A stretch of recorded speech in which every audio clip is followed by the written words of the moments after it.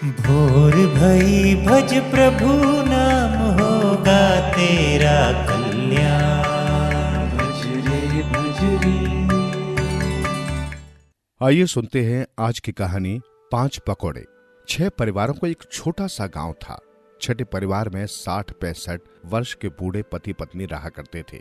दिन भर बैठे बैठे हुक्का कड़कड़ाना, अपने जमाने की बातों में लगे रहना, नई बहू बेटियों की आलोचना करना, ऐसी बातों में वे दिन पूरा करते थे। थोड़ी सी खेती थी जो अधेल में दूसरों को दे रखी थी, उसी से जो कुछ मिलता उस पर उनका गुजारा चलता था। बूढ़ी अवस्था में हाथ पैर तो कम चलते हैं पर जबान खूब चलती है। लालसाएं भी कुछ बढ़ जाती हैं। खाने पीने में खट्टी मीठी चीजों के लिए जीभ तरसती रहती है।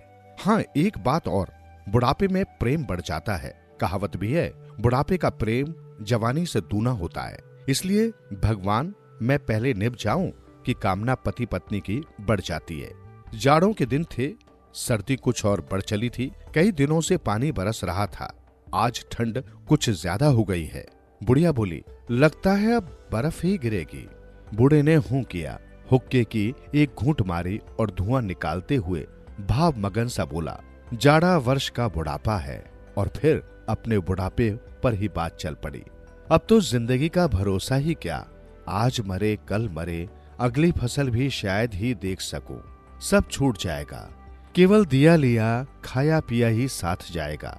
छोड़ना भी किस लिए और किसके लिए? मरने के बाद कोई श्राद्ध भी करेगा तो क्या अपने लिए स्वर्ग की सीढ़ी लगाएगा? अपना तो वही है जो जीते जी खा पी लिया। तंबाकू पीकर खांसते खांसते हुक्के को अलग रखकर बूढ़े ने फिर आगे कहा, देख तो उड़द की दाल भी है। मेरी इच्छा पकोड़े खाने की है। बुढ़िया को थोड़ी सी दाल मिल गई। पकोड़े बना दिए गए। बुढ़िया ने बूढ़े को भोजन करने को कहा, पेट भरकर खा लो। गांव की प्रथा तू जानती ही है। बूढ़ा बोला, जब कोई नई चीज बनती है तो उसे थोड़ी थोड़ी गांव में भी बांटना पड़ता है। उस दिन गांव में भोला ने अरसे नहीं बांटे थे। कितना मन मैला हो गया था लोगों का। बुढ़िया कैसे मना करती? आखिर गांव के एक एक परिवार का नाम लेकर वो एक एक पकौड़ा अलग रखने लगी। गांव के अन्य 5 परिवारों के हिस्से तो एक एक पकौड़ा आ गया, पर उनके लिए एक भी न बचा। आखिर पकौड़े भी तो 5 ही बन पाए थे।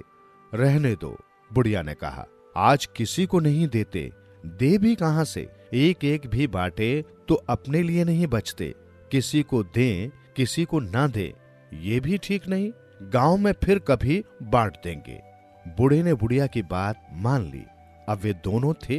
बुढ़िया ने 3 पकौड़े बूढ़े की थाली में रख दिए और 2 अपने लिए बचा लिए। पर बूढ़े ने एक वापस डालते हुए कहा, तू एक और खा ले, मैं 2 ही खाऊंगा।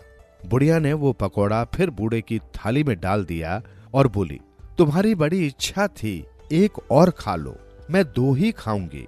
दोनों अपनी बात एक दूसरे से मनवा लेना चाहते थे। एक दूसरे को वे बहुत प्यारे थे। जब बुढ़िया न माने तो बूढ़ी ने झुंझलाकर कहा, अच्छा एक को आधा आधा कर ले।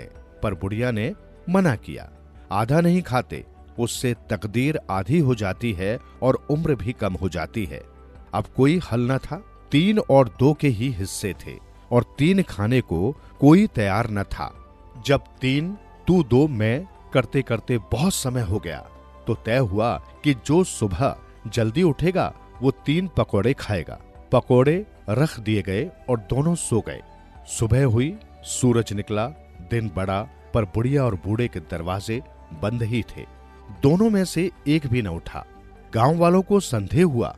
कल तक तो सुबह ही उठ जाते थे, खांसते रहते थे। किवाड़ों को उखाड़ कर लोग अंदर गए। बुढ़िया और बूढ़ा चुप थे। लोगों से वे कहते भी क्या? सबने समझा कि वे मर गए और मरघट ले जाने की बातें करने लगे। अंत में जब बूढ़े ने सोचा कि कहीं लोग उन्हें मरा जानकर मरघट न ले जाएं, बुढ़िया से बोला, अब तो उठ जा, तू 2 ही खाना, मैं 3 खा लूंगा। खाने की बात सुनते ही गांव वाले घबरा गए।